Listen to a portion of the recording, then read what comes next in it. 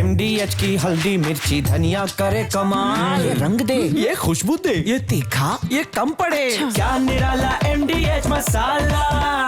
नमस्कार, मैं हूं आपके साथ मृदुल शर्मा और आप देख रहे हैं देश का नंबर 1 न्यूज शो ये भारत की बात होगी। देश की हर बात दिखाएंगे आपको, देश और दुनिया की तमाम बड़ी खबरें। और आज की पहली खबर की शुरुआत करने वाला हूं। इस समय देश में हाहाकार मचा हुआ है। क्यों मचा हुआ है दिखाता हूं आपको। देख रहे हैं आप, पानी इस समय आपके लिए भी मुसीबत की बारिश बनकर बरस रहा है। दिखाते हैं आपको माया नगरी का क्या हाल है। देख रहे हैं आप, मुंबई में ये शख्स यहां पर फंस गया।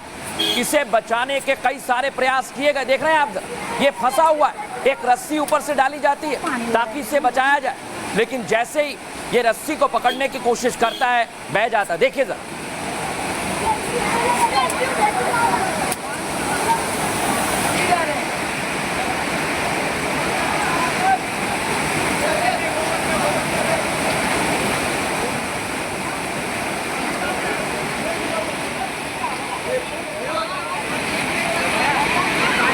ये देखिए, ये शख्स यहां से बह जाता है।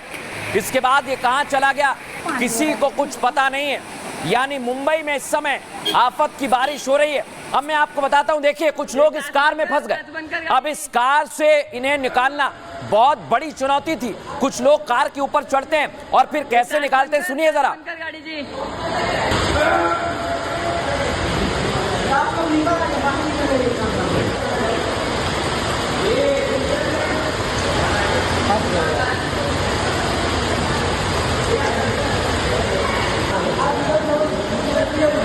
ये कांच बनकर गाड़ी जी।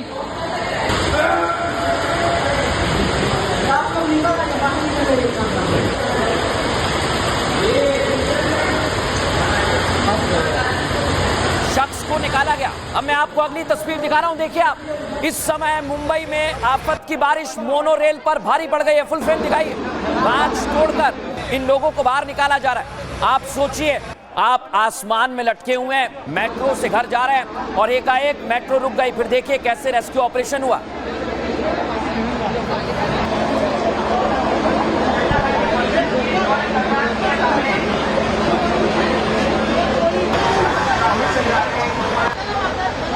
रेस्क्यू ऑपरेशन इस समय भी चल रहा है, यानी लोग वहां पर फंसे हुए हैं। अब ये तो मैंने आपको मोनो रेल की तस्वीर दिखाई है, लेकिन अब आपको मैं एक ऐसी तस्वीर दिखाने वाला हूं जो आपको चौंका देगी, हिला देगी, क्योंकि मुंबई एयरपोर्ट भी पानी पानी हो गया है।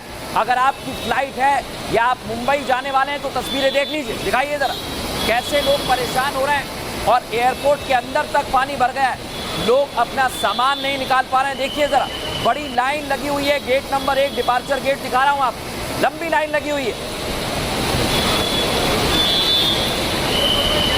और अब आपको लेकर चलता हूं मैं रनवे पर। रनवे की तस्वीर दिखाइए जरा, रनवे पर कैसे पानी भरा हुआ। ये तो एयरपोर्ट के बाहर की तस्वीर, ये आप देखिए, रनवे पर पूरा का पूरा पानी भर गया है लबालब और प्लेन के टायर तक डूब गए हैं। आप समझिए, मुंबई में इस समय बारिश ने कहर बरपा दिया है।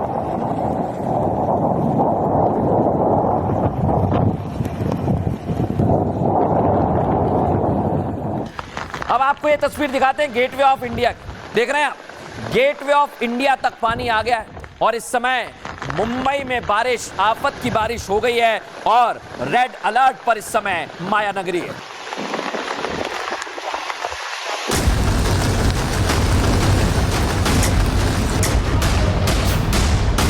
कभी ना थमने वाले मुंबई शहर की रफ्तार आसमान से बरस रही आफत ने रोक दी है। हालात ये हैं कि देश की आर्थिक राजधानी की सड़कों पर सैलाब है। इतना पानी भर गया है कि गाड़ियां जहां तहां फंस गई हैं।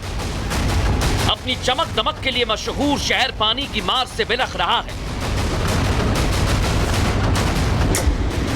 नदियां, समंदर सब कुछ उफान पर है। ऐसे तो बारिश देश के कई राज्यों में हो रही है, लेकिन कुदरत की मार से सबसे ज्यादा इस समय प्रभावित मुंबई दिख रही है।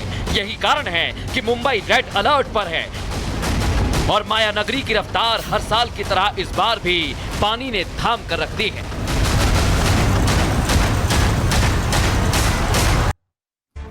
देखा आप, कितना जबरदस्त पानी है।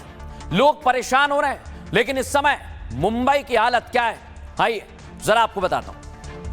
देखिए, बीते 2 दिनों से मुंबई के कई इलाकों में जमकर बरसात हो रही है और इस समय मूसलाधार बारिश ने मुंबई को बेहाल कर दिया। सुनिए ध्यान से, शहर के कई इलाकों में जल भराव है, सड़कें दरिया बन गई हैं। शहर के कई इलाके इस समय पानी पानी नजर आ रहे हैं और इसकी वजह से ट्रैफिक जैम की समस्या बड़ी होती जा रही है। मूव कीजिए इसे। बेहद बड़ी संख्या में ट्रैफिक जैम हो रहा है। मुंबई में सिर्फ 24 घंटे के अंदर 300 मिलीमीटर तक बारिश दर्ज की गई है, जिसके कारण मीठी नदी भी खतरे के निशान के ऊपर बह रही है। भारी बारिश की वजह से मुंबई में रेड अलर्ट जारी कर दिया गया।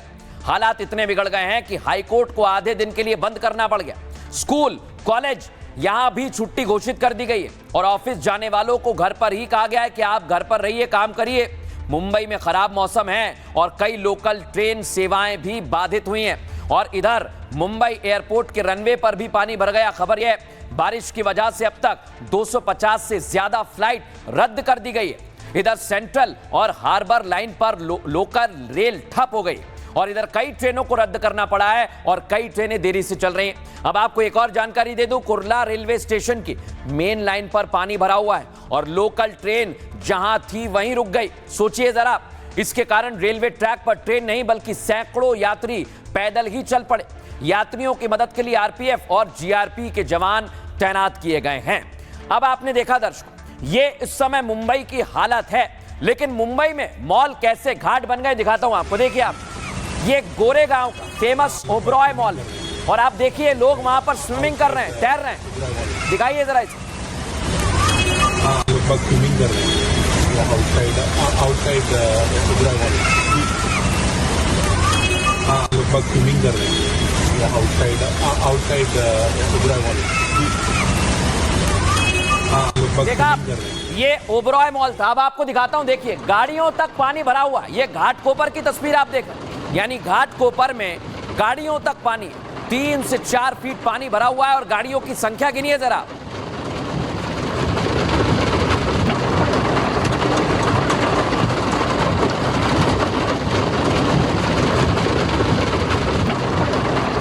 अब मैं आपको दिखाने वाला हूं बस में भी कितनी तकलीफ हो रही है। देख रहे हैं आप, ये पानी में नाव की तरह चल रही है और ये बस बता रही है कि मुंबई इस समय कितनी थम चुकी है।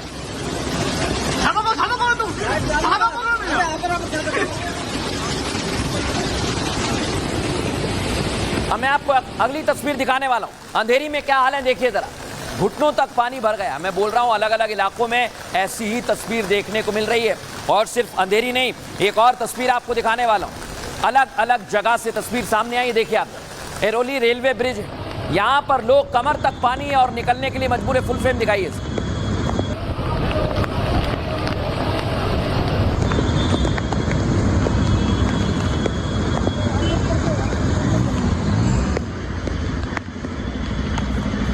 दिखा रहे हैं, लेकिन आपको पता है मुंबई में हर साल इस तरह की बारिश आती है और यह बारिश आफत की बारिश बन जाती है। लेकिन अब मैं आपको बताता हूं कि क्या कारण है जिसकी वजह से मुंबई हर साल थमती है। उसका कारण है ब्रिटिश जमाने के पुराने और अधूरे storm water drainage system. BMC ने इसे आधुनिक शहर का हिस्सा माना तो लेकिन सुधारा नहीं। पुराने सिस्टम की वजह से धीमी जल निकासी है और यह सिस्टम केवल 50 मिलीमीटर प्रति घंटे की बारिश को संभालता है, जबकि मॉनसून में 100 से 200 मिलीमीटर प्रति घंटे बारिश हो रही है। सोचिए जरा।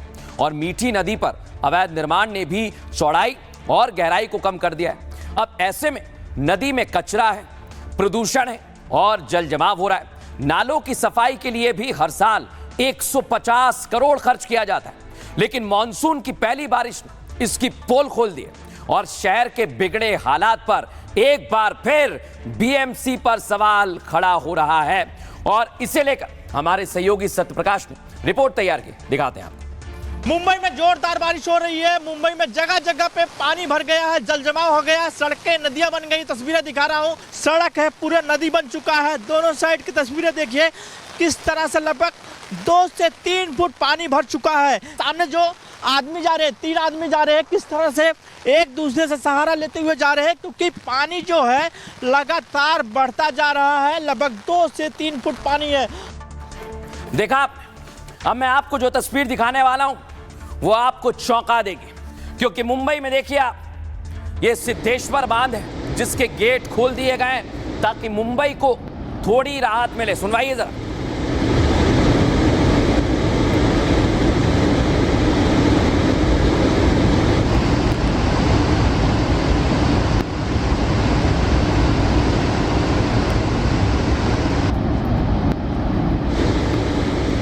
अब मैं आपको बताने वाला हूं अलग अलग इलाकों की क्या तस्वीर देखने को मिल रही है। अभी खत्म नहीं हुआ है, ये बारिश पूरे महाराष्ट्र को अपनी चपेट में ले चुकी है। देखिए ये सैन रेलवे स्टेशन है, पूरी पटरी आपको नहीं दिखाई देगी। यहाँ लोग खड़े हुए हैं, जाए तो जाए कैसे, ट्रेन आ नहीं रही है और ट्रेन भी लेट चल रही है।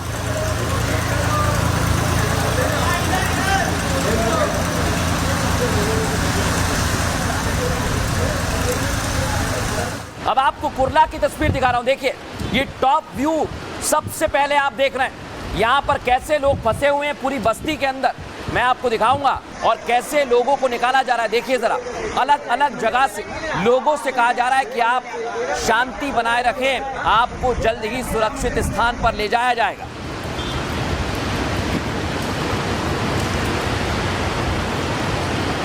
तो एनडीआरएफ की टीम जुटी हुई है। एनडीआरएफ की टीम ने कोशिश यही की है कि जल्द ही लोगों को निकाला जाए। देख रहे हैं आप, एनडीआरएफ की टीम अलग अलग जगह पर पहुंची हुई है और मुंबई में रेस्क्यू ऑपरेशन को तेज कर दिया गया है। अब आपको अगली तस्वीर दिखाते हैं। देखिए पुलिस बच्चों को निकाल रही है, और ये तस्वीर इसलिए भी महत्वपूर्ण है क्योंकि अब स्कूल और कॉलेज बंद हो गए हैं, क्योंकि कभी भी ऐसी स्थिति आ सकती है जो आपकी बच्चों की जान के लिए मुसीबत बन जाएगी। लेकिन इसको लेकर सरकार की क्या तैयारी है, अब मैं आपको दिखाने वाला हूं सरकार की कैसी तैयारी। देखिए जरा, एकनाथ शिंदे पहुंचे हुए हैं और अजित पवार भी कंट्रोल रूम में पहुंच गए और एक एक तस्वीर देख रहे हैं। फुल फ्रेम दिखाइए इसे, पूरी जानकारी ली जा रही है, कहां पर क्या स्थिति है इसका अपडेट लिया जा रहा है। एनडीआरएफ की टीम काम कर रही है और काफी सब जगह पर जहाँ पर मिट्टी रिवर के जो लोग हैं 350 लोगों को सेफ जगह पर शिफ्ट किया है, उनकी रहने की खाने की व्यवस्था की है। और जहाँ लैंडस्लाइड प्रोन एरिया है प्रवेक रोड पार्क साइड, वहाँ भी हमारे एमएसआरडीसी के मनोज जिंदल, उनको पता है कि वहाँ भी जियो नेटिंग शुरू किया जाए ताकि लैंडस्लाइड ना हो और लोगों की जान न जाए। अब देखिए सेना तक को बुलाना पड़ा है और सेना ने भी देखिए लोगों को बचाया है, खाना खिलाने की व्यवस्था की है। इन लोगों का घर बार चला गया है, पानी में सब कुछ समा गया है, इसलिए सेना भी पूरी कोशिश में लगी हुई है कि लोगों को बचाया जाए। ये आपको नांदेड़ की मैं तस्वीर दिखा रहा हूं, देख रहे हैं आप हालात कितने खराब हो गए। अब सेना पूरी तरह से मैदान में जुटी हुई है, लेकिन इसके लिए किस तरह की तैयारी है, पूरे महाराष्ट्र में क्या हालात बन गए, आइए जरा आपको विस्तार से बताता हूं। पूरे महाराष्ट्र में 48 घंटे बेहद अहम माने जा रहे हैं। मुंबई, ठाणे, रायगढ़, रत्नागिरी और सिंधुदुर्ग जिले में हाई अलर्ट जारी किया है। मुंबई में मौसम विभाग ने 17 से 21 अगस्त तक भारी बारिश की चेतावनी दी और पूरी तरह लोगों को सतर्क रहने के लिए कहा गया। सिर्फ इतना नहीं, इस बारिश की वजह से 12 से 14 लाख एकड़ तक की फसल बर्बाद हो गई, जिससे किसानों को भारी नुकसान हुआ है।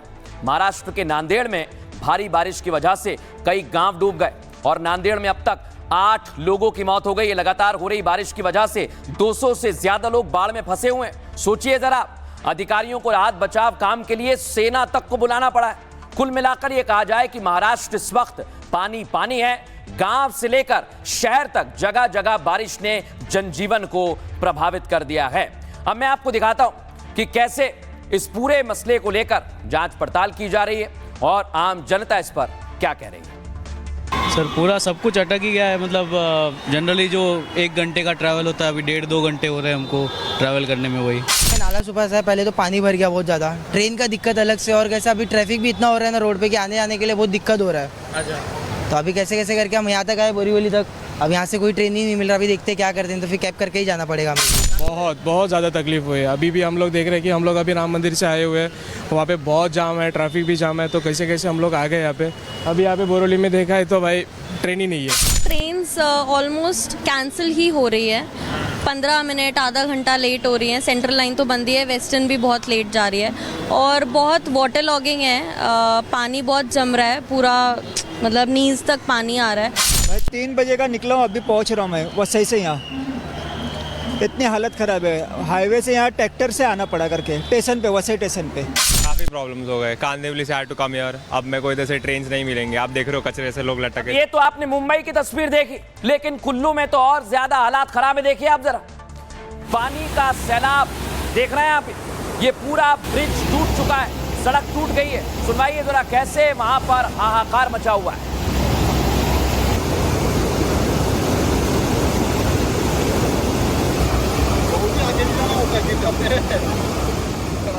सोचिए आप, और कुल्लू में ये हालात हो गए कि लोग कह रहे हैं कि ऐसी बर्बादी की कहानी उन्होंने आज तक ना देखी ना सुनी। सुनिए जरा। आज सुबह बादल फटा है लग वैली में, और सरवरी जो दरिया है वो इतनी रौद्र रूप से आया है कि उसने सारे रास्ते में जितने पुल थे सारे बहा के ले गया। भूतनाथ पुल है, इसके साथ जो फ्रंट में बस HRTC की तरफ से जो रोड है उस तरफ सारा रोड नीचे को धस गया, दरारें फट गया, सारा नीचे धस गया आधा रोड। तो वहाँ बहुत मुश्किल हो रही है आने जाने वालों के लिए। इस बारी तो मेरा ख्याल है कि पिछले 70 साल के रिकॉर्ड टूटे हैं कि इतनी बारिश, इतना नुकसान, पब्लिक को परेशानी, सारा आज तक ऐसा कभी भी नहीं हुआ। किश्तवाड़ में हाल ही में बादल फटाए दर्शकों, लेकिन अब मैं आपको ऐसी तस्वीर दिखाऊंगा। देख रहे हैं आप, आसमान में तूफान के पहले की हलचल नजर आ रही है। फुल फ्रेम दिखाइए कैसे बिजली कड़क रही है और लोग दहशत से भर गए इस तस्वीर को देखने के बाद।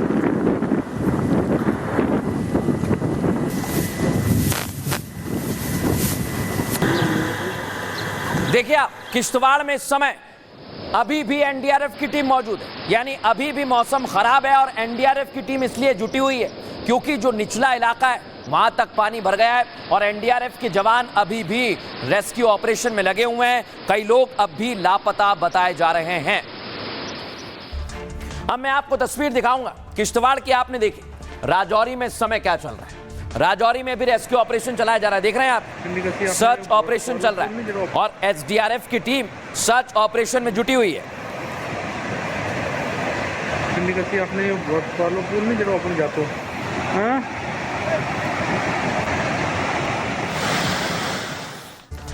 अब मैं आपको दिखाऊंगा देश भर में इस समय क्या हालात बने हुए हैं, कैसे जनजीवन प्रभावित हो गया। दिखाइए जरा। देख रहे हैं आप, देश के कई राज्यों में इस समय बारिश ने हालात बिगाड़ दिए। केरल, त्रिपुरा, महाराष्ट्र, अंडमान निकोबार में सबसे ज्यादा बारिश। हिमाचल प्रदेश कुल्लू में रात 1 बजे बादल फट गया, जिसके बाद ब्यास नदी उफान पर आ गई।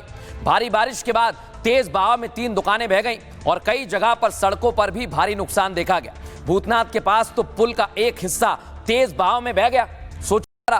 और इधर आंध्र प्रदेश में कृष्णा नदी में बाढ़ की चेतावनी है।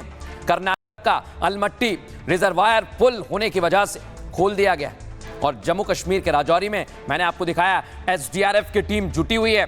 एक बच्चा तेज बहाव में पानी में बह गया, जिसकी वजह से एसडीआरएफ की टीम को काफी दिक्कतों का सामना करना पड़ा। वहीं उत्तर प्रदेश मुरादाबाद रामगंगा नदी में बाढ़ आने के बाद फसलें बर्बाद हो गई हैं। और ये आप देश भर की तस्वीर देख रहे हैं। खबरों में आगे बढ़ेंगे और आज आपको एक और खबर दिखाने वाला हूं, क्योंकि इस समय एनडीए और इंडिया अलायंस कैसे एक दूसरे के आमने सामने आ गए, दिखाते हैं आपको। उपराष्ट्रपति चुनाव में जंग तेज हो गई है। तस्वीर दिखाइए, देखिए आप। सीपी राधाकृष्णन बीजेपी के उम्मीदवार हैं और आज प्रधानमंत्री नरेंद्र मोदी ने दिल्ली में स्वागत किया। दिखाइए जरा कैसे तालियों की गड़गड़ाहट से स्वागत हुआ है इनका।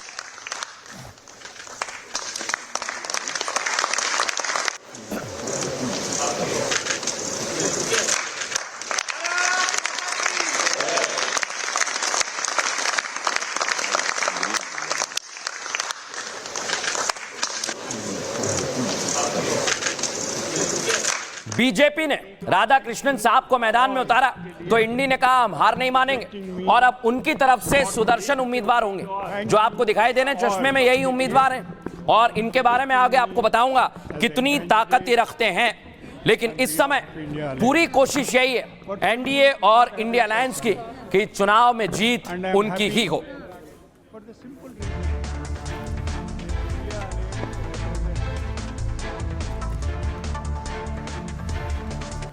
देख रहे हैं आप, इधर एनडीए ने सीपी राधाकृष्णन को मैदान में उतार दिया है और मुकाबला है पूर्व जस्टिस बी सुदर्शन रेड्डी से, जो इंडी के उम्मीदवार हैं। सीपी राधाकृष्णन महाराष्ट्र के राज्यपाल हैं और रेड्डी सुप्रीम कोर्ट में न्यायाधीश रहे हैं। जुलाई 2024 में महाराष्ट्र के गवर्नर हैं और 2007 में सुप्रीम कोर्ट के जज बने थे। ये झारखंड के राज्यपाल भी रह चुके हैं और इन्हें गोवा के लोकायुक्त का अनुभव भी है।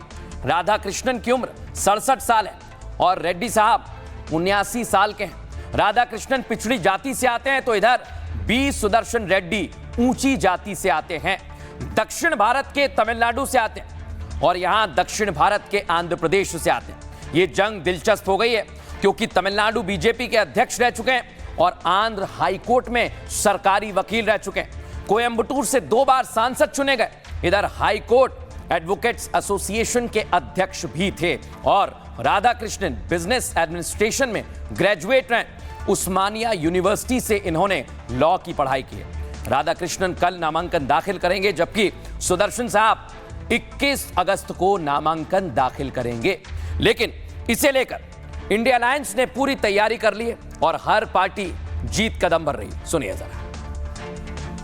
This vice presidential contest is an ideological battle and all the opposition party agreed on this. That's why we are contesting unitedly. The opposition parties have nominated Sri B. Sudarshan Reddy Garu as their joint candidate. आदरणीय प्रधानमंत्री नरेंद्र मोदी जी ने appeal किया है कि उपराष्ट्रपति जी के इस चुनाव में जो उम्मीदवार एनडीए ने तय किया है उनको पूरे पार्टी मिलकर के सब पार्टी का दल, सब एमपीज एक साथ आकर के सर्वसम्मति से समर्थन करें। सुदर्शन रेड्डी जी हमारे स्वाधीनता संग्राम और हमारे संविधान के मूल्यों को प्रतिबिंबित करते हैं। मूल्यों के लिए उन्होंने अपनी सारी जीवन लड़ाई लड़ी है, वो उम्मीदवार बने हैं और सारे विपक्ष पार्टियों ने सर्वसम्मति से इनका नाम चुना है। उपराष्ट्रपति पद के उम्मीदवार के रूप में महाराष्ट्र के राज्यपाल सीपी राधाकृष्णन जी इनकी उम्मीदवारी घोषित करने के लिए मैं आदरणीय प्रधानमंत्री नरेंद्र मोदी जी का अभिनंदन करता हूं और सीपी राधाकृष्णन जी को बहुत बहुत शुभकामनाएं देता हूं। अब मैं एक ऐसा खुलासा करने वाला हूं जो आपको चौंका देगा क्योंकि आज प्रधानमंत्री नरेंद्र मोदी ने बहुत बड़ा संदेश दिया है। आइए वो संदेश क्या है आपको बताऊं, ध्यान से सुनिए। उपराष्ट्रपति का चुनाव होना अब तय माना जा रहा है। हालांकि सरकार ने सर्वसम्मति की कोशिश की। राजनाथ सिंह ने कांग्रेस से भी समर्थन की अपील की। उन्होंने एमके स्टालिन, नवीन पटनायक से भी बात की। खबर है कि ममता बनर्जी को भी राजनाथ सिंह ने फोन किया। जितने भी नेता यहां पर दिख रहे हैं ना आप, इन सभी को फोन किया गया, लेकिन विपक्ष ने अपना उम्मीदवार आखिरकार मैदान में उतार दिया। वो नहीं माना। केवल आपको वाईएसआरसीपी के जगन मोहन रेड्डी की खबर बता रहा हूं, उन्होंने समर्थन दे दिया है। लेकिन ये जो खुलासा मैं कर रहा हूं, दिख रहे हैं आप, जगदीप धनखड़ साहब, इन्होंने इस्तीफा दिया, अचानक इस्तीफा दिया और फिर चुनाव हो रहा है। दरअसल सरकार की कोशिश यह है कि इस बार कोई विवादित उपराष्ट्रपति ना बने। प्रधानमंत्री नरेंद्र मोदी ने बातों ही बातों में इस बात के संकेत दे दिए हैं। वो सतर्क है। सीपी राधाकृष्णन के सम्मान के मौके पर यह देखने को मिला है। सुनिए ध्यान से। प्रधानमंत्री ने कहा कि राधाकृष्णन जी ओबीसी समाज से आने वाले हैं, एक बेहद सहज व्यक्ति हैं और राजनीति में खेल नहीं करते। सुनिए जरा, राजनीति में खेल नहीं करते। क्या यह निशाना धनखड़ साहब पर है? समझिए जरा। और प्रधानमंत्री के इस बयान के बड़े मायने हैं जिसमें उन्होंने इशारों में बहुत कुछ कह दिया जिसका एक ही मतलब है। धनखड़ साहब भरोसा खो चुके थे। शायद पर्दे के पीछे से सरकार के खिलाफ कोई साजिश रच रहे थे और अंदर खाने खबर यही है, राजनीतिक हलकों में खबर यही है। इसलिए इंडिया अलायंस ने मैदान में उम्मीदवार उतार दिया है। लेकिन इंडिया अलायंस एक और लड़ाई लड़ रहा है और वो लड़ाई लड़ी जा रही है बिहार में। लेकिन इस लड़ाई में कहा जा रहा है कि राहुल गांधी प्रोपेगेंडा चला रहे हैं और इसी से सत्ता हासिल करना चाहते हैं। सबसे पहले आपको तस्वीर दिखाता हूं, ये देखिए राहुल गांधी की वोट अधिकार यात्रा चल रही है और ये कैंपेन जबरदस्त चल रहा है। राहुल गांधी, कांग्रेस पार्टी कह रही है कि ये कैंपेन आगे बढ़ेगा और हम सरकार बनाएंगे।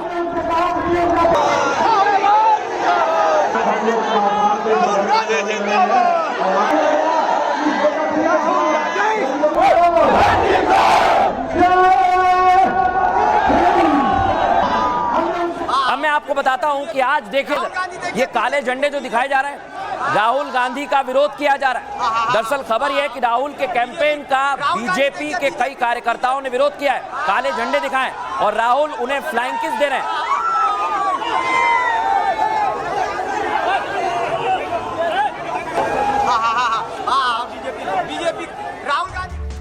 तो राहुल गांधी फ्लाइंग किस जरूर दे रहे हैं, लेकिन आज उन्होंने बिहार में एक बहुत बड़ा प्रोपेगेंडा शुरू कर दिया है। वो बता रहे हैं कि सिर्फ वोटर आईडी नहीं, राशन कार्ड छीना जा रहा है। सुनिए जरा क्या कह रहे हैं।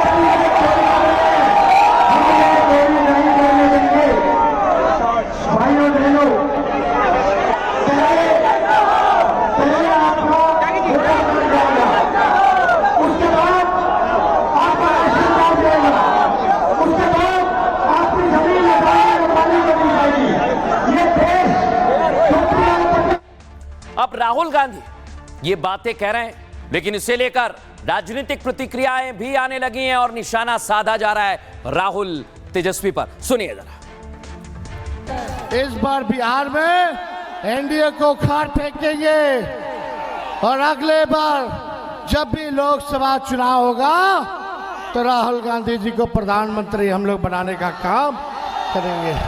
चुनाव है बिहार विधानसभा का और बात कहाँ कर रहे हैं, कुछ मतलब नहीं है, जो मन में आवे जो मर्जी आवे बोल दीजिए। बिल्कुल अगंभीर बात कहीं से जिसमें कुछ मतलब नहीं, तो उस तरह का बयान है। इस तरह के बयान पर क्या टिप्पणी देनी। बिहार में कोई दाल गलने वाला नहीं है, मोटा बात यह है। इस लोग आपसे में प्रधानमंत्री या मुख्यमंत्री खेलते रहेंगे, समझ गए। जनता जो है वो सब समझ रही है। ये आपस में हम लोग नहीं बचपन में खेलते रहते थे कि तुम ये बन जाओ तुम वो बन जाओ, तो उसी टाइप का है खेल ही लोग। राहुल जी की बैटरिंग कर रहे हैं कि कहीं राहुल जी का दिल पिघले और महागठबंधन का उम्मीदवार घोषित कर दें।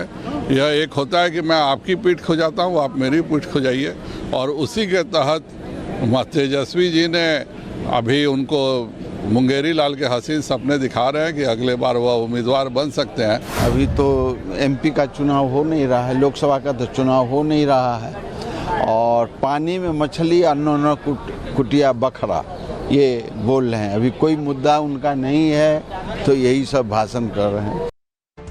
तो कहीं बात एसआईआर की हो रही है, कहीं राशन कार्ड तक ये बात पहुंच गई। लेकिन आप देखिए जरा, संसद वहीं की वहीं है, संसद नहीं चल पा रही। आपको लगेगा कि काम हो रहा है, लेकिन देखिए जरा, आज भी यहाँ पर प्रदर्शन किया। फुल फ्रेम दिखाइए कैसे नारेबाजी हुई।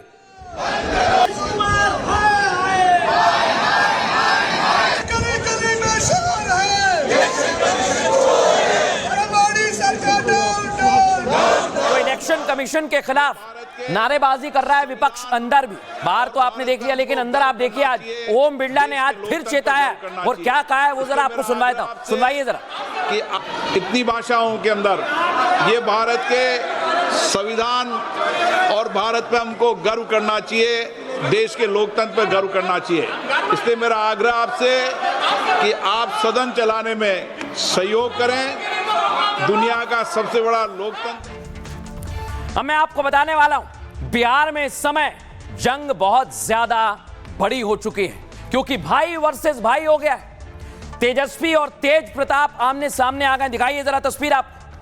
तेजस्वी जुटे हुए हैं राहुल गांधी के साथ। तेजस्वी का कहना है कि वही है सच्चे सिपाही और इसलिए मैदान में आ गए, और बिहार में वो राहुल के साथ रोड शो कर रहे हैं।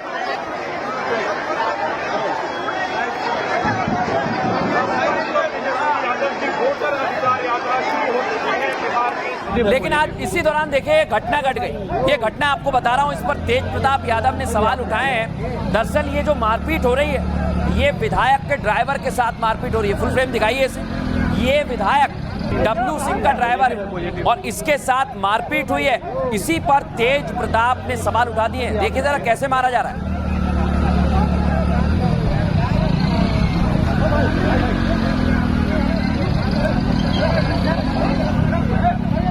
अब मैं आपको बताता हूं, जैसे ये मारपीट हुई तेज प्रताप मैदान में आ गए।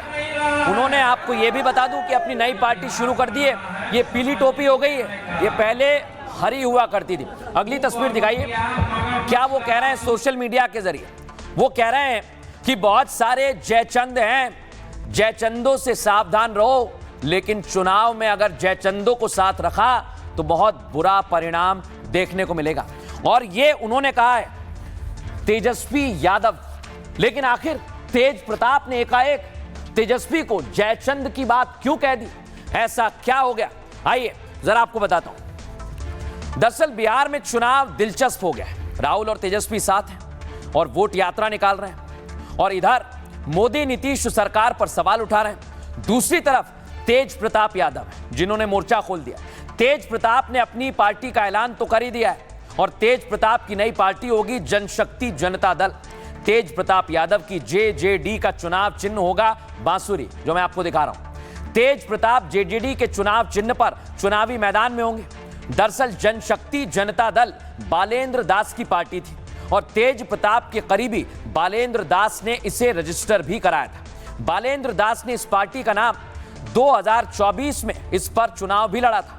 अब तेज प्रताप ने इस पार्टी को अपने नाम पर रजिस्टर करा लिया है, और नई पार्टी के ऐलान के साथ ही तेज ने तेजस्वी यादव पर हमला बोला है। उन्होंने एक पोस्ट किया है सोशल मीडिया पर जिसमें जयचंद का जिक्र किया है। सोचिए जरा, उन्होंने लिखा, मुझे समझ नहीं आता कि राहुल गांधी और तेजस्वी यादव लोकतंत्र बचाने के लिए निकले या फिर लोकतंत्र को तार-तार करने के लिए निकले। सोचिए आप, तेज प्रताप कह रहे हैं, क्योंकि जिस प्रकार नबीनगर विधानसभा से विधायक विजय कुमार सिंह उर्फ डब्लू सिंह की गाड़ी चालक को मारा गया है, पीटा गया है, एक मीडिया पत्रकार भाई को मारा गया है, पीटा गया है, जयचंद द्वारा मारपीट करना, गाली देना, यह बेहद गलत है और शर्मनाक है। मैं इसकी कड़ी आलोचना करता हूं। मैं तेजस्वी को कहना चाहता हूं, तेज प्रताप कह रहे हैं कि अभी भी समय है, अपने आसपास के जयचंदों से सावधान हो जाओ, नहीं तो चुनाव में बहुत बुरा परिणाम देखने को मिलेगा। आप कितने समझदार हैं, और ये चुनाव परिणाम ही तय करने वाला है। लेकिन तेजस्वी यादव वोट यात्रा पर निकले हुए, वो क्या कह रहे हैं सुनिए जरा। ये लोग सब जयचंद है, ये लोग सब जयचंद पूरे तरीके से सब लोग मिल करके हमको बदनाम करने का काम किया। आए दिन फोटो को वायरल कर देना, ये लोग का यही काम ही है। हो सकता है जयचंद के साथ वो लोग सब शामिल होकर के हमको बदनाम किया है। जयचंद के साथ ये जिनका आप नाम ले रहे हैं, अब तो नाम भी नहीं लेना चाहते हैं, वो सब मिलजुल करके और सब षड्यंत्र करके हमको फंसाने का काम किया है। इन लोगों के झांसे में हम पड़ने वाले नहीं हैं, और हम अपना काम करेंगे, अपना टीम तेज प्रताप को मजबूत करेंगे, पूरे बिहार में हम घूमने का काम करेंगे। राहुल गांधी तेजस्वी जी लोग यात्रा लगा रहे हैं, अपना मुद्दा को रख रहे हैं, लेकिन ये सब मुद्दा से कुछ होना जाना है नहीं। मुद्दा होना चाहिए शिक्षा का, स्वास्थ्य का, बेरोजगारी का, ये सब मुद्दाएं होनी चाहिए। और अब खबरों में आगे बढ़ेंगे, और आपको एक और खबर दिखा रहा हूं जो आपके होश उड़ा देगी, चौंका देगी। दिखाइए जरा, ये देख रहे हैं आप, नीला ड्रम, इससे फिर लाश निकली है। नीला ड्रम आपको याद है ना? दिखाइए जरा, ये देखिए, ये मुस्कान, इसी ने नीले ड्रम में अपने पति को पैक कर दिया था, और देश भर में इसकी चर्चा हुई थी। लेकिन ऐसी खबर सामने आई है अलवर से, राजस्थान से, जहां नीला ड्रम एक बार फिर चर्चा में आ गया। अगली तस्वीर दिखाइए, देखिए आप, ये इन्होंने अपने पति को नीले ड्रम में पैक कर दिया, यही वो ड्रम है जिसमें से लाश निकली है और पुलिस देखकर हैरान हो गई। लेकिन इसका खुलासा कैसे हुआ है आप सुनेंगे तो चौंक जाएंगे। लेकिन आपको बताता हूं किसके पीछे की वजह क्या। अगर आप भी सोशल मीडिया पर रील बनाते हैं तो सावधान हो जाइए, क्योंकि ये हत्याकांड रील की वजह से हुआ है। ये आप देख रहे हैं, ये रील बनाती थी, ये वही पत्नी है जो रील बनाती थी और पति इसका विरोध करता था। वरना जब तक जिंदा सुनिए, तुझे छोड़ने वालों में अब मर गई तो अलग बात है, वरना जब तक जिंदा हूँ तुझे छोड़ने वालों में अब मर गई तो अलग बात है, वरना जब तक जिंदा हूँ अब मर गई तो अलग बात है, वरना जब तक जिंदा हूँ तुझे छोड़ने वालों में से।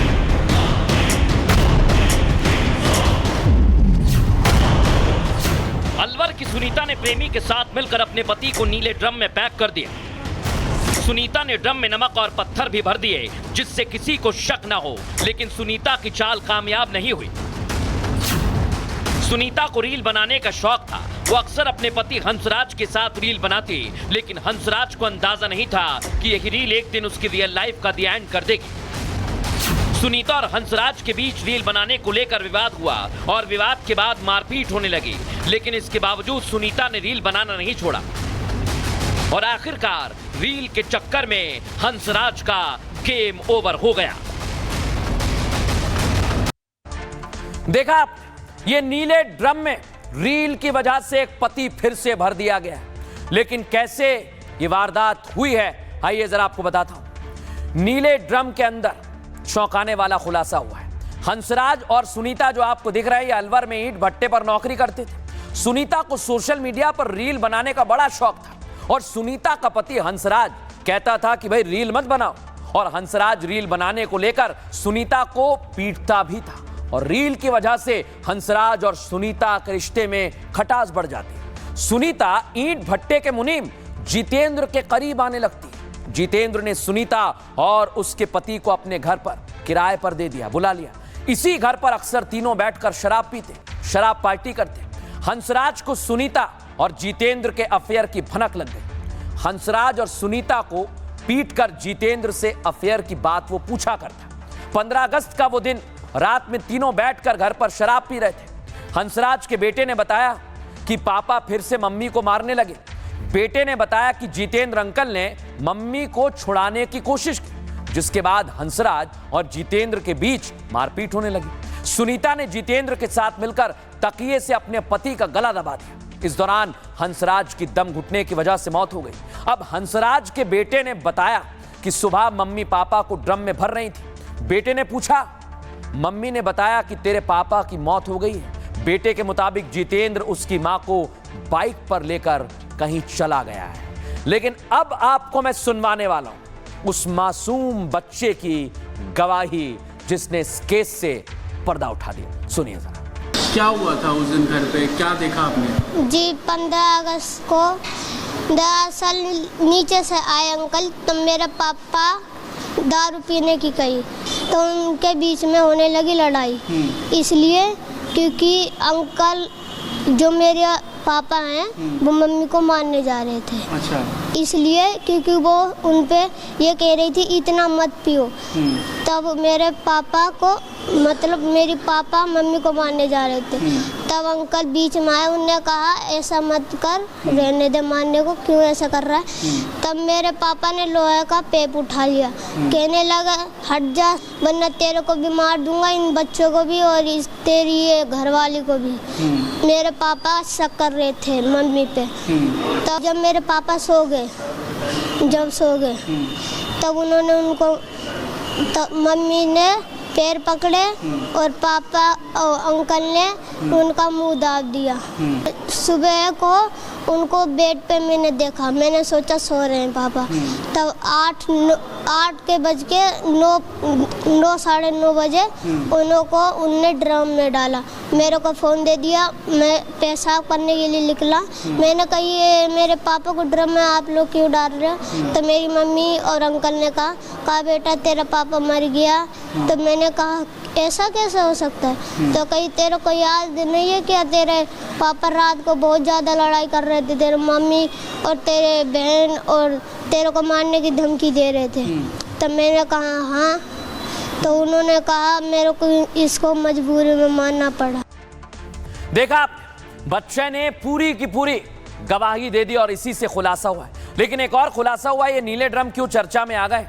अलवर नीले ड्रम केस में पुलिस ने एक बड़ा खुलासा कर दिया। सुनीता अक्सर क्राइम पेट्रोल देखती थी, अक्सर बॉडी ठिकाने लगाने के तरीके सीखती थी और सीरियल में मर्डर से बचने के तरीके भी तलाशती थी। क्राइम पेट्रोल देखकर ही उसने हत्या की साजिश रची। सुनीता ने पति हंसराज को बड़ी सफाई से मारा। सुनीता सोशल मीडिया पर बहुत ज्यादा एक्टिव थी, हमने आपको दिखाया। और यहीं पर सुनीता ने मेरठ की मुस्कान का केस देखा। बॉडी डिस्पोज के लिए नीले ड्रम का उसे आइडिया आया, देख रहे हैं आप, यही ड्रम। और सुनीता मेरठ की मुस्कान से भी ज्यादा क्रूर निकली।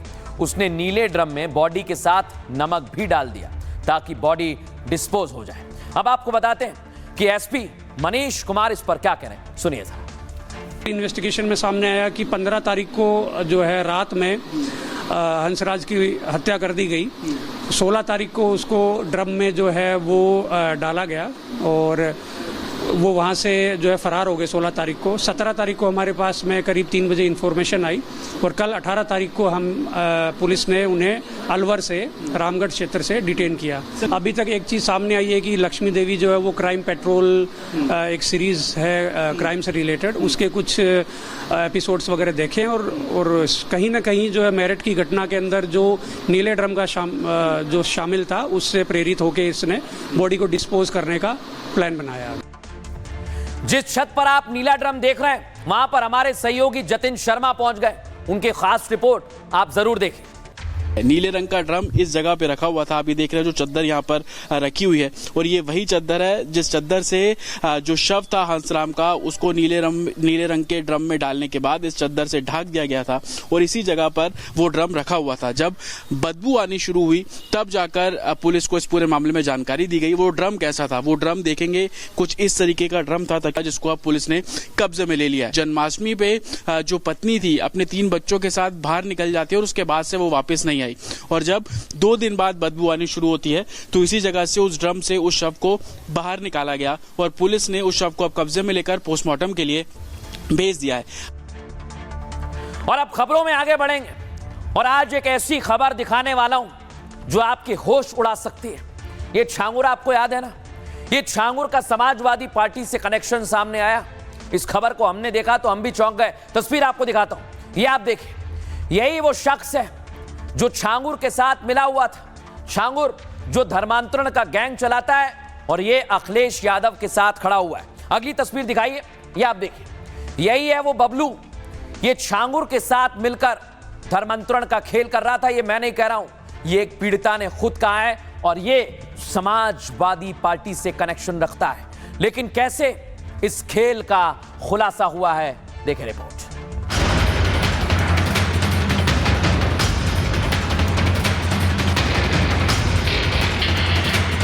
धर्मांतरण का धंधेबाज छांगुर सलाखों के पीछे है। हिंदू बेटियों का धर्म परिवर्तन करने वाला छांगुर अपने किए की सजा भुगत रहा है। लेकिन छांगुर के धर्मांतरण रैकेट से जुड़े 2 नए चेहरों का पता लगा है। आरोप है कि नौशाद खान और बबलू खान नाम के ये 2 शख्स समाजवादी पार्टी से जुड़े हैं। ये अपने रसूख का इस्तेमाल कर हिंदू बेटियों का शोषण करते थे और फिर उनका धर्म परिवर्तन करवाते थे। इनमें से एक नौशाद खान पर तो जाली नोटों का कारोबार करने का आरोप है।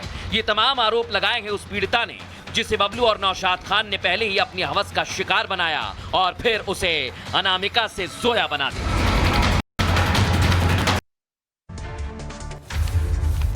अब मैं आपको बताता हूं कि कैसे समाजवादी पार्टी का इससे कनेक्शन जुड़ रहा है, इसका कैसे खुलासा हुआ। छांगुर के धर्मांतरण गैंग से जुड़ा हुआ यह खुलासा हुआ है। अनामिका उर्फ जोया नाम की एक पीड़िता ने बड़ा पर्दाफाश कर दिया। अनामिका का आरोप है कि मोहम्मद रफी और बबलू खान नाम के शख्स ने उसके साथ रेप किया।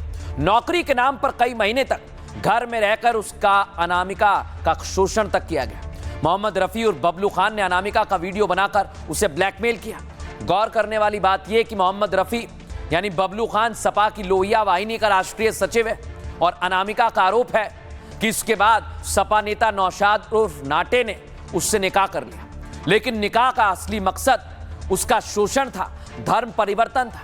नौशाद छांगुर के इशारे पर धर्म परिवर्तन करवाता। अनामिका के मुताबिक बलरामपुर ले जाकर छांगुर से उसका धर्मांतरण कराया।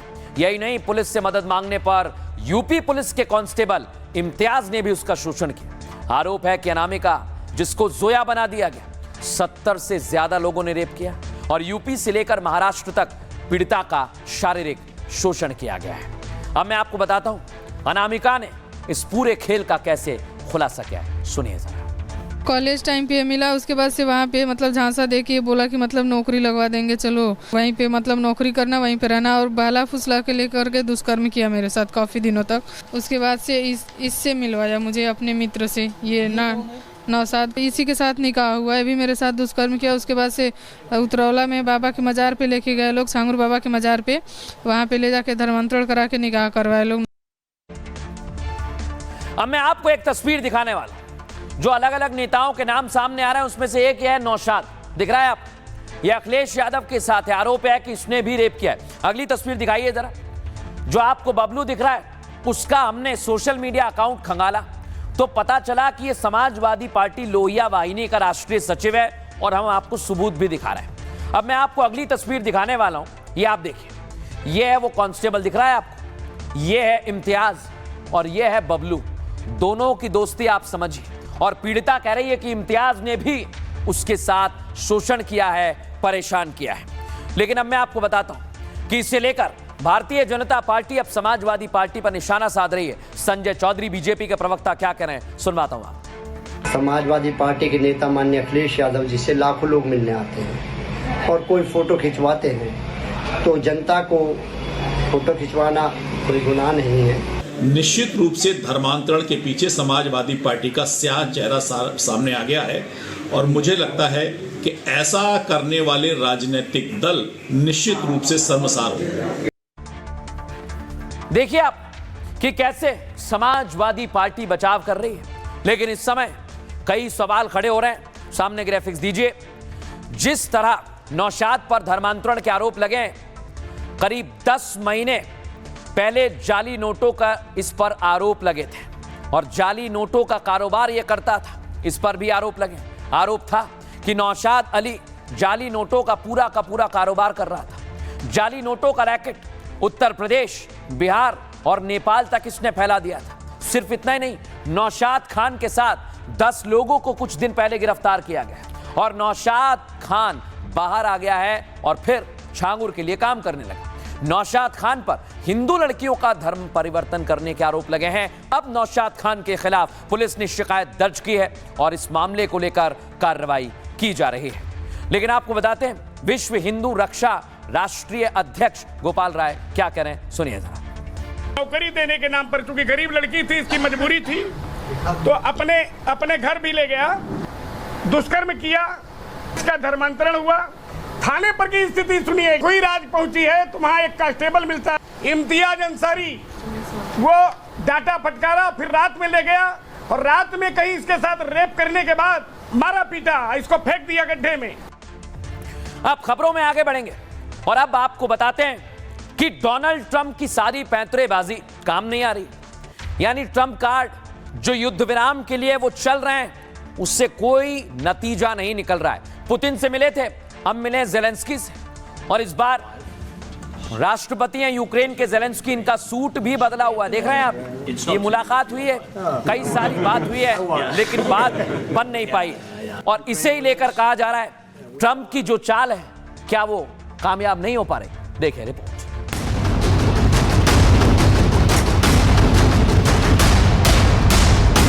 एक बार फिर जेलेंस्की ने साबित कर दिया कि कॉमेडियन वो पहले हुआ करते थे, अब वो मंझे हुए राजनेता हैं। जेलेंस्की ने ट्रंप की प्रेशर पॉलिटिक्स की हवा निकाल दी। यूरोपीय देशों से सांठगांठ कर वॉशिंगटन पहुंचे जेलेंस्की अपने रुख पर कायम रहे। वो जमीन के बदले शांति के समझौते पर साइन करने के लिए राजी नहीं हुए। यूरोपीय देशों ने भी उनका समर्थन किया और ट्रंप की डिप्लोमेसी फेल हो गई। हथियारों की डील के मामले में ट्रंप ने बाजी जरूर मार ली है, लेकिन रूस यूक्रेन के बीच शांति स्थापित करवा पाने में वो नाकाम रहे। देखा आपने, जेलेंस्की को फंसाने की कोशिश थी, कल तक यही चर्चा थी, लेकिन जेलेंस्की ने क्या बात नहीं मानी है। बताता हूं आपको हुआ क्या है। डोनाल्ड ट्रंप और जेलेंस्की की मुलाकात बेनतीजा रही। रूस और यूक्रेन के बीच सीज फायर पर कोई सहमति नहीं बनी। ट्रंप ने कहा इतनी जल्दी सीज फायर संभव नहीं है। हालांकि मीटिंग में यूक्रेन की सुरक्षा की गारंटी पर चर्चा हो गई और अमेरिका और यूरोपीय देश मिलकर यूक्रेन की सुरक्षा पर काम करेंगे। ट्रंप ने मीटिंग रोककर पुतिन को फोन मिला दिया। सोचिए जरा, एक दो नहीं 40 मिनट बात हुई और पुतिन ने रूस यूक्रेन के प्रतिनिधियों की सीधी बातचीत का समर्थन किया। जर्मन चांसलर फ्रेडरिक मर्ज ने भी एक बड़ा दावा कर दिया। उन्होंने कहा पुतिन 15 दिन में ज़ेलेंस्की से मुलाकात को राजी हो गए। अब इधर ट्रंप कह रहे हैं ज़ेलेंस्की पुतिन के बाद एक त्रिपक्षीय बैठक हम करेंगे। 3 पक्ष बैठेंगे, एक दो नहीं, ये तीनों। मीटिंग में पुतिन और ज़ेलेंस्की के साथ ट्रंप मौजूद रहेंगे। ट्रंप ने नहीं बताया कि पुतिन ज़ेलेंस्की की मुलाकात कब और कहां होगी, लेकिन ट्रंप ने एक बात कही है कि यूक्रेन को नेटो में शामिल नहीं किया जाएगा। यहीं से जंग शुरू हुई थी, लेकिन उसके लिए अमेरिका एक मजबूत सुरक्षा चक्र बनाएगा। ज़ेलेंस्की ने क्या कहा? यूक्रेन सुरक्षा गारंटी के बदले अमेरिका से हथियार खरीदेगा और यूरोप के पैसे से यूक्रेन 8 लाख करोड़ के अमेरिकी हथियार खरीदेगा। ज़ेलेंस्की ने एक बात और साफ कर दी, जमीन की अदला बदली मंजूर नहीं है। ट्रंप ने यूक्रेन में सैनिक भेजने को लेकर कहा है कि मैं सोचूंगा फिर आपको बताऊंगा। अब आप सोचिए, डोनाल्ड ट्रंप इधर अपनी रक्षा डील कर रहे हैं, उधर युद्ध अभी रुकने का नाम नहीं ले रहा है। ट्रंप और ज़ेलेंस्की क्या करें, सुनिए जरा। हम इस जंग को रोकना चाहते हैं ताकि रसिया को रोक सकें। इसके लिए हमें अमेरिकन और यूरोपियन पार्टनर की मदद चाहिए। हमने साबित किया है कि हम मजबूत लोग हैं और हमने अमेरिका और प्रेसिडेंट ट्रंप का पूरा सपोर्ट किया है इस जंग को रोकने के लिए। जैसा कि प्रेसिडेंट ट्रंप ने कहा, हम ट्रिलैटरल बातचीत के लिए भी तैयार हैं, जिसमें मुझे नहीं लगता कि कोई दिक्कत है। देखा, पूरी तरह से मैदान में आ गए दोनों, लेकिन इस समय क्या हो रहा है रूस यूक्रेन जंग पर, आइए जरा आपको बताता हूं। रूस यूक्रेन के बीच तत्काल युद्ध विराम की मांग पर टकराव जैसी स्थिति बन गई। युद्ध विराम की मांग पर यूरोप और रूस के बीच अभी भी मतभेद है। रूस यूक्रेन के बीच सार्थक बातचीत से पहले सीज फायर चाहता है। जर्मन चांसलर कह रहे हैं कि असली बातचीत जंग रुकने पर ही संभव है। ये देख रहे हैं आप कि सभी पहुंचे हुए अमेरिका, और ये पहली बार हुआ है कि इतने नेता यूरोप से पहुंचे हुए। इसमें इमैनुअल मैक्रो भी हैं। उन्होंने कहा हमले रुकने का नाम नहीं ले रहे हैं, मीटिंग तो बात होगी। मतलब ये कि ट्रंप तो रूस यूक्रेन में तत्काल संघर्ष विराम चाहते हैं, लेकिन यूरोपीय नेता फौरन सीज फायर को लेकर सहमत नहीं थे। ट्रंप ने बंद कमरे में यूरोपीय नेताओं के साथ भी बैठक की है। यूरोपीय नेता यूक्रेन को दबाकर संघर्ष विराम कराने के मूड में नहीं है। ब्रिटिश पीएम कीर स्टारमर ने तो ज़ेलेंस्की को बातचीत की ट्रेनिंग भी दी थी। खबर यह है ट्रंप को हथियारों और कूटनीतिक मदद के लिए धन्यवाद देने के लिए कहा था। स्टारमर ने सलाह दी थी कि ज़ेलेंस्की युद्ध वाली वर्दी के बजाय सूट पहने, जो आपको नजर आ रहा होगा। और ज़ेलेंस्की ने पुतिन के साथ बातचीत के सुझाव के लिए ट्रंप को इसके बाद धन्यवाद दिया। मेलानिया ट्रंप ने भी अपनी पत्नी की तारीफ को एक चिट्ठी उन्होंने सौंपी है ट्रंप के लिए। और आपको बता दें, इस मामले को लेकर अलग अलग तस्वीर सामने आई है, लेकिन आज एक तस्वीर जो चर्चा का विषय बन गई, ये आप देख रहे हैं ज़ेलेंस्की इसमें सूट पहने हुए। जब आप पुरानी मुलाकात की तस्वीर देखेंगे तो उसमें ज़ेलेंस्की सूट नहीं पहने। ये पुरानी मुलाकात दिखा रहा हूं मैं आपको, इसमें सूट नहीं पहने हुए, लेकिन आज उन्होंने सूट पहना। अगली तस्वीर दिखाइए, देखिए, ये आज की मुलाकात की तस्वीर दिखा रहा हूं जहां पर ज़ेलेंस्की ने सूट पहना हुआ है। लेकिन ये क्यों पहना है? क्योंकि एक पत्रकार ने उन्हें टोक दिया था, लेकिन आज वो पत्रकार व्हाइट हाउस में मौजूद थे। क्या हुआ, देखिए जरा। ये तस्वीर जो आपने देखी है, अब इसे लेकर अलग अलग तरह के बयान भी सामने आ रहे हैं, लेकिन क्या हुआ उस दौरान जरा मैं बताता हूं आपको। अभी तक जो तस्वीर आप देख रहे हैं, पिछली बार ज़ेलेंस्की ट्रंप की बैठक का माहौल खराब था। इस बार दोनों नेताओं के बीच अच्छी केमिस्ट्री नजर नहीं आई। इसकी वजह ज़ेलेंस्की की ड्रेस थी। फरवरी में मीटिंग के लिए ज़ेलेंस्की मिलिट्री वर्दी में गए थे, जो आपको ये दिखाई दे रही है। तब उनकी मिलिट्री ड्रेस को लेकर विवाद हुआ था, लेकिन इस बार उन्होंने ब्लैक पैंट और शर्ट पहन रखी थी। उन्होंने ड्रेस देखकर डोनाल्ड ट्रंप को खुश कर दिया और तारीफ भी कर दी उन्होंने। पत्रकार ब्रायन ग्लेन ने कहा कि आप इस सूट में अच्छे लगते हैं जो आपको यहां दिखाई दे रहा है। ग्लेन वही पत्रकार हैं जिन्होंने ज़ेलेंस्की के कपड़ों पर सवाल उठाया था। इस बार जेडी वेंस ने पत्रकारों के किसी भी सवाल पर टिप्पणी नहीं की। पिछली बार उन्होंने ज़ेलेंस्की को जमकर खरी खोटी सुनाई थी। और अब आपको दिखाते हैं कि क्या कहा गया है, सुनिए जरा। Looks good on I you. said the one that attacked you last time. See, now he's in. I remember that. Yeah, I apologize to you. You look wonderful. In the same suit. You see, I changed you. Maybe yours is much. You look fabulous in that suit. I said. Yeah, you look good. I said the same thing. Yeah, looks good on I you. said the one that attacked you last time. See, now he's in. I remember that. Yeah, I apologize to you. You look wonderful. In the same suit. You see, I. खबरों में आगे बढ़ेंगे और आज आपको एक और तस्वीर दिखाने वाला हूं। इस तस्वीर को देखकर आप गर्व से भर जाएंगे। शुभांशु वापस आ गए। शुभांशु ने नया कीर्तिमान स्थापित किया और आज प्रधानमंत्री नरेंद्र मोदी से मुलाकात की। ये आप देख रहे हैं, शुभांशु ने अंतरिक्ष में कई सारे प्रयोग किए हैं, लेकिन जब अंतरिक्ष गए थे तो प्रधानमंत्री नरेंद्र मोदी ने उन्हें होमवर्क दिया था। ये जो तस्वीर आप देख रहे हैं ना, अब आपको तस्वीर दिखाता हूं। अंतरिक्ष में उन्होंने सेल्फी ली थी और यहां से भारत भी दिखाई दे रहा था। अगली तस्वीर दिखाइए। प्रधानमंत्री नरेंद्र मोदी से मुलाकात करने के लिए पहुंचे हुए हैं। ये देखिए, प्रधानमंत्री नरेंद्र मोदी ने शुभांशु से हाथ मिलाया, पीठ थपथपाई। फुल फ्रेम लीजिए इसे।